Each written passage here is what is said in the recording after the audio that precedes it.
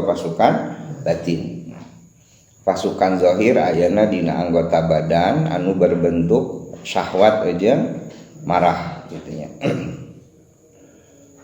Nah itu tadi dihitungna zahir ya, dihitungna eta zahir. Adapun pasukan batin tempatna teh dina otak. Pasukan zahir mah pasukan batin mah tempatna dina otak. Eta kekuatan hayalan, berpikir, menjaga, tafakur, merenung, jeung kekuatan ilusi. Walikulli quwwatin min hadhil qawi amalun khasun. Setiap kekuatan teh aya amal anu khusus. Ngan za'fun wahidu minhum dha'fun hali ibnu adam fi dharaini. Cuman eta kabeh kekuatan teh punya batas, punya kelemahan. So, secara zahir ya, secara zahir kekuatan leungeun itu terbatas. Anjeun bisa saja ngangkat beban anu 10 kilo, bature 20 kilo, tapi rek sakuat-kuatna leungeun pasti aya batas. Ya, contohna mah dina angkat besi lah gitu nya. Geus teu kuat makan diragragkeun deh. Berarti kekuatan tubuh aya batas. Telinga misal. Telinga itu hanya bisa mendengar 500 Hz sampai 50.000 Hz gitu. Jadi aya bunyi teh satuanana Hz. Setiap aya sentuhan maka pasti itu aya bunyi. Sekali lagi, setiap ada sentuhan maka pasti itu ada bunyi. Contoh, ada orang berjalan, kadenge ku anjeun tuh, sapatuna teh kadenge nya, bunyi sepatu. Nah, kenapa terdengar? Sebab frekuensinya, bunyinya itu 500 sampai 5000 Hz. Tapi ayeuna cicak. Lamun cicak bergerak berjalan, kadenge teh ku anjeun. Henteu kan? Kenapa? Karena kurang dari 500 Hz. Paham ya? Berarti telinga terbatas deh. Terbatas. Detak anjeunan, detak jantung ya, namun aya alatna geuning dokter ditempelkeun kana jantung. Dek kadenge kan dek gitu. Nah, detak jantung orang itu berdetak. Tapi telinga orang bisa mendengar enggak? Henteu. Kenapa? Karena kurang dari 500 Hz. Paham ya? Baheula aya alat keur kuliah itu. Aya alat anu bisa ngadenge frekuensi kecil gitu. Nu leutik ke bisa kadenge. Ku saya teh dipake tiap aya nyamuk, juga pesawat jet gitu nya. Aya cicak truk. Bayangkan ke orang lamun telinga orang bisa mendengar sampai di 1 atau 2 atau 3 Hz.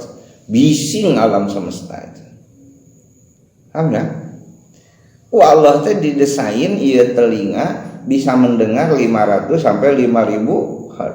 Karena lamun bisa mendengar anu super kecil, juga nanti semua bisa sare orang mah. Paham ya? Nah, saya lagi menunjukkan bahwa indera orang itu terbatas. Nah, anjeun bisa ningali, tapi nu jauh bisa katingali mah. Wah, kan? Makanya aya alat supaya bisa melihat yang jauh, itu disebut teropong. Aya kuman nu kecil gitu nu. Ku anjeun teu bisa katempo, tapi anjeun make mikroskop itu bisa katingali kan. Berarti mata orang terbatas deh.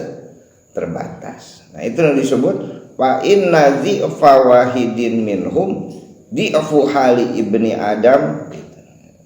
Sesungguhnya kelemahan salah satu dari mereka itu, maksudnya salah satu dari mereka itu salah satu anggota badan orang, pasukan hate, dhi'fu hali ibnu Adam. Itu teh kelemahan posisi ibnu Adam. Jadi ibnu Adam itu nu ngaranna jelemah mah pasti punya kelemahan, pasti punya keterbatasan. anjeun begadang terus teu sare menang sapoe 2 poe. Naon terjadi? Lieur kan? Ya. Lieur kan? Kenapa? Karena tubuh orang itu terbatas. Nah, anu menarik ketika agama mensyaratkan sesuatu gitu. Ketika agama mewajibkan sesuatu itu dalam batas kemampuan tubuh. Contoh, kudu ulah makan di subuh sampai maghrib. Yang tubuh tuh masih bisa bertahan. Coba lamun parintah puasa teh 7 poe ulah dahar-dahar. Artinya perintah agama itu aya dalam batas kemampuan tubuh. Bahkan gitu, perintah agama itu sebetulnya dibutuhkan oleh tubuh. Ketika Anda mengosongkan perut, maka tubuh Anda itu melakukan detoknisasi, melakukan pemulihan kembali tubuh, sel-sel tubuh orang itu jadi pulih kembali, sehat. Maka cek Rasul as-shaimu syihatun, hari puasa itu nyehat. Salah satu resep untuk sehat itu adalah Anda kudu sering-sering puasa. Karena lamun terus tubuh itu dikasih makan itu mau terjadi detoknisasi. Aya geuning nu sakit, ingat deh mama saya di rumah sakit ya. Lu cek dokter tuh, ya sina saum heula nya, sina puasa heula gitu. Ulah mamnaon, ulah makan apapun gitu sampai ke asar misalnya, sampai ke maghrib gitu. Nah, tujuannya supaya apa? Supaya si pasien teh tubuhnya melakukan detox ya. Nah, itulah makanya Islam disebut agama fitrah. Sekali lagi, Islam disebut agama fitrah, sesuai dengan kebutuhan dasar manusia. Yang justru seperti begini, ada agama yang tidak membolehkan nikah. Nah, itu tuh tidak sesuai fitrah. Jika pendeta yang ulah kawin kan tidak sesuai dengan fitrah. Dari fitrah orang teh boga syahwat. Cuman semua keberadaan tubuh orang, keberadaan zahir, keberadaan batin orang itu punya batas, di'fun, punya kelemahan. Dan ini jadi satu argumen bahwa kebenaran itu tidak bisa empiris gitu. Contoh misal, Anda itu ingin mengetahui kebenaran Tuhan, kebenaran malaikat, kebenaran setan, iblis gitu, dengan empirisme, dengan tubuh, dengan mata, dengan telinga. Ya mual bisa. Karena apa? Karena bagaimana mungkin anu terbatas bisa mengetahui sesuatu anu mutlak? Nggak mungkin. Terbatas itu lah mencek bahasa filsafat nisbi. Bagaimana mungkin anu nisbi bisa menjadi cara untuk mengetahui yang mutlak? Nggak mungkin, ya kan? Nggak mungkin. Di pertemuan pertama saya dijelaskan nungarana ilmuwan, nungarana ilmu moal bisa ngabuktikeun Tuhan secara empiris, moal salah metodologi. Maunya Tuhan jadi bisa katempo atau bisa katempo malah ge Tuhan gitu, ya. Termasuk oleh kekuatan batin. Contoh, pikiran. Apakah Tuhan bisa dipikirkan? Tidak. Cuk saha. Maka begini. Ayo catat lanjut. Ketuhanan itu ada 2 wilayah. Sekali lagi, ketuhanan itu ada 2 wilayah. Hiji ilahatul mutlak, ketuhanan yang mutlak. Artinya ketuhanan yang mutlak itu Tuhan tidak bisa dipikirkan. Sebab kalau Tuhan bisa dipikirkan maka bukan Tuhan lagi. Ya, sekali lagi. Kalau Tuhan bisa dipikirkan maka bukan Tuhan lagi. Itu satu. Kedua, ilahatul mu'taqadat, ketuhanan yang bisa diyakini. Anjeun ngobrol, Tuhan itu punya sifat wujud, qidam, baqa, mukhalafatu lil hawadits. Lalu Tuhan itu punya Asmaul Husna, Ar-Rahman, Ar-Rahim, Al-Malik, Al-Qudus, As-Salam. Orang kan ngomong gitu ya. Lalu orang menjelaskan Tuhan itu begini, sampai lahirlah ilmu yang disebut ilmu kalam. Nah, ketika ada ilmu berbicara tentang Tuhan, itu tuh Tuhan di level mu'taqadat, bukan Tuhan di level mutlak. Nah, apa gitu?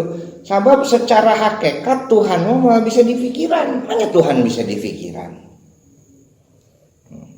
Cuman, ya kalau dicatat ku anjeun, lamun Tuhan tidak bisa difikirkan, lantas buat apa ada agama? Berarti Tuhan dipikirkan itu kebutuhan supaya manusia bisa menyembah Tuhan. Itu kebutuhan. Ulangi, Tuhan bisa difikirkan levelnya ilahatul mu'taqadat. Kebutuhan supaya manusia bisa menyembah Tuhan. Kebutuhan orang. Lain kebutuhan Allah, makanya Allah butuh. Allah mah teu butuhkeun naon gitu. Sok geura posisi Allah. Lamun aya jelema henteu nyembah manehna, nah kemahaan Allah berkurang. Henteu. Jadi lamun orang erek goblok, erek soleh, erek ibadah, erek teu ibadah, nah Allah kekuatannya, kemahaannya berkurang tidak? Tidak. Nah itu bahwa Allah itu Allah mutlak, ilahatul mutlak. Nah kenapa eta geuning aya ilmu kalam? Nah ilmu kalam itu kebutuhan manusia supaya bisa menyembah Tuhan. Jadi ilmu kalam lahir itu lain untuk menjelaskan Allah lain. Ilmu kalam itu lahir untuk menjelaskan kebutuhan kita dalam menyembah Allah. Kebutuhan manusia dalam berhubungan dengan Allah. So, contohlah Al-Quran. Ari Allah berfirman, ya Allah berfirman itu la syautan wala harfan, tidak ada suara, tidak ada huruf. Sabab perkataan anu aya suara, anu aya huruf mah perkataan manusia. Ari perkataan Allah mah kudu beda jeung perkataan manusia. Kalamullah, kalam Allah beda jeung kalam manusia. Jadi ketika Allah berfirman ke Nabi Muhammad, ketika Allah nurunkeun wahyu ke Nabi Muhammad, itu kumaha? La syautan wala harfan, tidak ada suara, tidak ada huruf. Cuma ketika sampai di Nabi Muhammad, lalu ku Nabi Muhammad diredaksikan, Bismillahirrahmanirrahim, Alhamdulillahirabbil alamin, Arrahmanirrahim, Maliki yaumiddin. Eta teh diredaksikan ku Nabi Muhammad. Dan kita iman peredaksian melalui lisan Nabi Muhammad pasti tidak salah. Sekali lagi, pasti tidak salah. Nah, apakah dari Allah datang ke Nabi Muhammad, wahyu datang ke Nabi Muhammad berbentuk Bismillahirrahmanirrahim? Wallahu a'lam, teu apal urang. Eta mah Nabi we nu terang. Ngan ketika datang ku Nabi, ditampi ku Nabi, lalu diredaksikan jadi huruf, diredaksikan jadi suara. Bismillahirrahmanirrahim, Alhamdulillahirabbil alamin. Jadi bahasa manusia kan? Jadi kalam manusia, ari kalam Allah sumping ka Nabi Muhammad duka kumaha. Kalamna Allah sumping ka Nabi Muhammad duka kumaha. Wallahu a'lam. Karena naon? Tidak ada suara, tidak ada huruf. Kan ya? Kan Nabi Muhammad pernah ditaras, ari wahyu teh kumaha cenah sumping ka anjeun teh wahai Rasul. Saur Rasul, nupang berat-beratna nampi wahyu cenah ka kuring seperti ini lagi, seperti bisingna suara lebah. kan suara lebah bising. Seperti apa? Seperti berarti pemisalan kan? Ari hakikatna kumaha? Duka hakikatna mamung Nabi nu terang. Kadang-kadang wahyu itu seperti suara lonceng, seperti lonceng nu berdetang, dong dong gitu. Sumping nanti. Sekali lagi, seperti ari seperti mah kan bukan hakikatnya kan? Seperti. Ari hakikatna firman Allah sumping Nabi Muhammad, wallahu a'lam duka kumaha. Ngan sekali lagi kita beriman diredaksikan ke Nabi Muhammad jadi Bismillahirrahmanirrahim. Alhamdulillahirabbil alamin. Paham ya? Kenapa begitu? Kenapa begitu? Supaya bisa dipahami manusia. Supaya bisa dipahami manusia. Jadi Allah itu menurunkan derajat ketuhanan turun jadi derajat kemanusiaan. Agar apa? Agar bisa dipahami oleh manusia. Nah itu, jadi komunikasi itu baru akan terjadi kalau bisa dipahami. Contoh lah, sederhana lagi ya. Guru saya baheula nyontohan nanti keren kan. Contohnya kieu ya. Lamun anjeun erek ngobrol jeung hayam. Derajat anjeun kan luhur. Derajat hayam kan handap. Coba lamun ente ngobrol jeung hayam make bahasa manusia. Hayam ka dieu, hayam ngumpul, hayam baris gitu.